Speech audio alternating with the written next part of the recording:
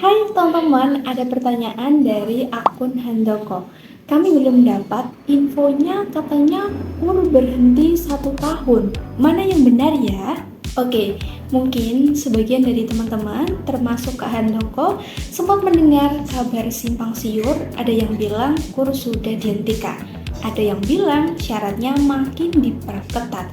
Bahkan ada yang bilang programnya sudah tidak ada lagi.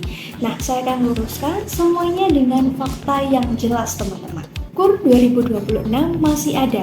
Program ini tidak berhenti. BRI masih terus membuka program pinjaman KUR di tahun 2026. Bukan hanya BRI, bank-bank penyalur lainnya, misalnya Bank Mandiri, juga masih aktif menyalurkan KUR hingga saat ini. Bahkan, pemerintah justru memperbesar targetnya, teman-teman.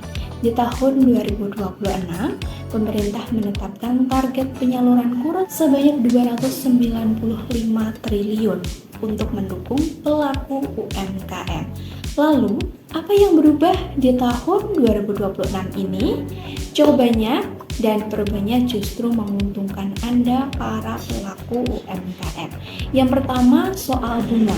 Pemerintah membuka akses KUR secara penuh dengan suku bunga flat 6% per tahun untuk semua pelaku UMKM tanpa batasan pengajuan KUR. Artinya, jika dulu ada pembatasan berapa kali seseorang bisa mengakses KUR, sekarang batasan itu sudah dihapuskan, teman-teman. Jadi bagi Anda yang pernah menerima KUR sebelumnya, tetap bisa mengajukan KUR. Yang kedua, soal agunan atau jaminan. Aturan Menteri Koordinator Perekonomian Nomor 1 Tahun 2003 menegaskan bahwa penyaluran KUR dilarang meminta agunan tambahan di luar agunan pokok untuk pinjaman dengan plafon hingga 100 juta. Lalu kenapa bank masih meminta jaminan? Teman-teman, bank adalah lembaga keuangan yang bertanggung jawab atas dana yang disalurkan.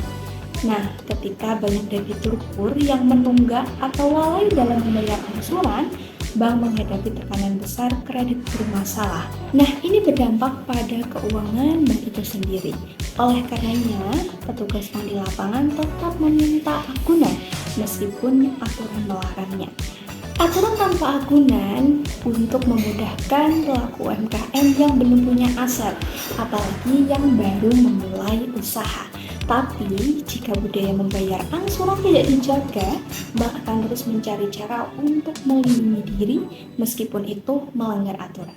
Pada akhirnya, solusi jangka panjangnya bukan hanya pada pengawasan bank, tapi juga pada kedisiplinan Anda sebagai debitur dalam membayarkan kewajiban membayar angsuran. Sekarang dari sisi kinerja program. Sepanjang tahun 2025, realisasi penyaluran KUR ini mencapai 240 triliun lebih, teman-teman, dan sudah mengalir lebih dari 4 juta pelaku UMKM. Tentunya ini menunjukkan bahwa KUR bukan program asal-asalan. Ini program yang dikelola dengan serius dan terbukti berdampak nyata. Sebagai bentuk keseriusan pemerintah, sudah diterbitkan Peraturan Menteri Koordinator Bidang Perekonomian Nomor 1 Tahun 2026 yang khusus mengatur pedoman pelaksanaan KUR tahun ini. Jadi bukan hanya wacana, aturan sudah ada. KUR 2026 tidak berhenti, bahkan makin diperkuat. Bunganya tetap rendah, yakni 6% flat per tahun. Jika Anda pelaku UMKM yang kekurangan modal usaha, tentunya KUR sangat membantu. Silahkan datang ke bank penyalur terdekat seperti Bank BRI, BNI, Mandiri, ataupun bank lainnya yang ditunjuk pemerintah. Itu dia pembahasan terkait KUR BRI 2026 dan kita berjumpa di video berikutnya.